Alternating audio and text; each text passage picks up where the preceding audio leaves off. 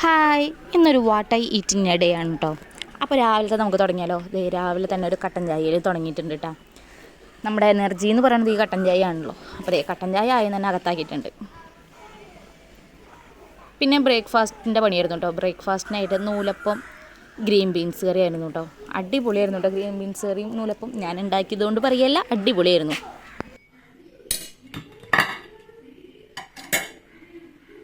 പിന്നെ അങ്ങനെ അത് നല്ലൊരു തട്ട് തട്ടിട്ടോ, അടിപൊളിയായിരുന്നു.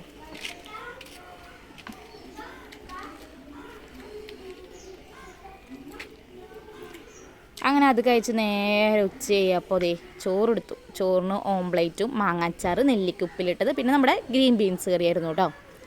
അത് കൂട്ടിയിട്ട് ഉച്ചത്തെ ചോറുണ്ട്. ഇത്ര തന്നെ ധാരാളം. അത് കൂട്ടിയിട്ട് ചോറുണ്ട്. പിന്നെ ഉച്ചയ്ക്ക് ശേഷം ഞങ്ങളൊന്ന് പുറത്തേക്ക് പോയിട്ടുണ്ടായിരുന്നു. പുറത്തേക്ക് പോയപ്പോൾ ഒരു ജ്യൂസൊക്കെ, ലെമൺ ജ്യൂസ് പറഞ്ഞു കേട്ടോ. അങ്ങനെ ലെമൺ ജ്യൂസൊക്കെ കുടിച്ച് നേരെ വീട്ടിലേക്ക് വന്നു. രാത്രിയായപ്പോൾ ചോറെടുത്ത് ചിക്കൻ വെച്ചിട്ടുണ്ടായിരുന്നു. അപ്പോൾ ചിക്കനും രാവിലത്തെ ഗ്രീൻ ബീൻസ് കറി നെല്ലിക്കയും കൂട്ടി രാത്രിയത്തെ കഴിച്ചു.